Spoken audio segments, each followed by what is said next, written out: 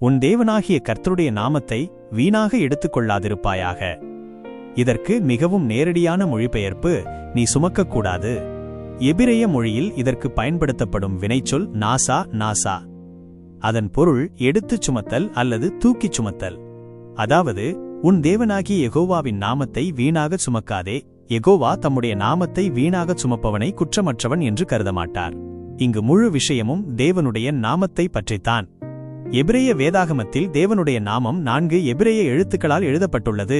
யோத் hey wow ஹே. மிக பழமையான உச்சரிப்பை நாம் நம்பகமாக மீட்டெடுக்கும்போது அது யெகோவா என்று அறியப்படுகிறது. இதன் அர்த்தம் இருக்கிறவர் அல்லது உள்ளவர்.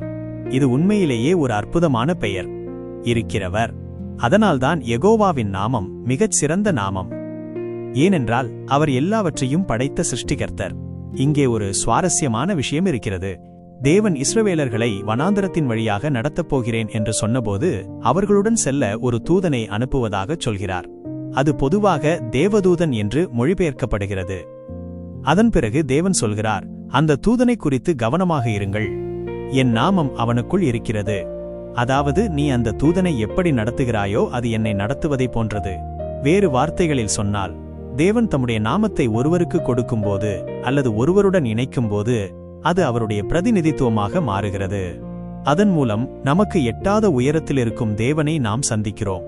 ஆசாரியர்கள் ஆசரிப்பு கூடாரத்திற்குள் சென்று வரும்போது அவர்கள் அணியும் ஒரு முக்கியமான ஆடை இருந்தது. அது ஒரு மார்பு கவசம். அதில் தங்க அமைப்புகளுக்குள் 12 இரத்தின கற்கள் பதிக்கப்பட்டிருந்தன. அந்த ஒவ்வொரு கல்லிலும் இஸ்ரவேலின் 12 கோத்திரங்களின் பெயர்கள் பொறிக்கப்பட்டிருந்தன. இதெல்லாம் ஒரு அடையாளம். அந்த ஆசாரியர் மக்களின் பிரதிநிதி என்பதை இது காட்டுகிறது.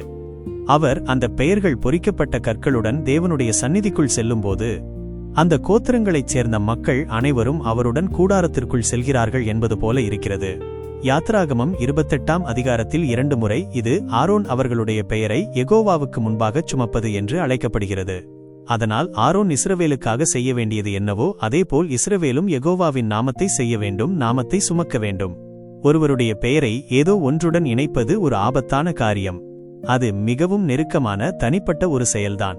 அந்த ஆபத்து என்னவென்றால் இஸ்ரவேல் யெகோவாவின் நாமத்தை வீணாக சுமந்துவிடலாம். இதற்கு பயன்படுத்தப்படும் எபிரேய வார்த்தை ஷாவ். அது தன்னுடைய நோக்கத்தை நிறைவேற்றாத ஒன்றை குறிக்கலாம்.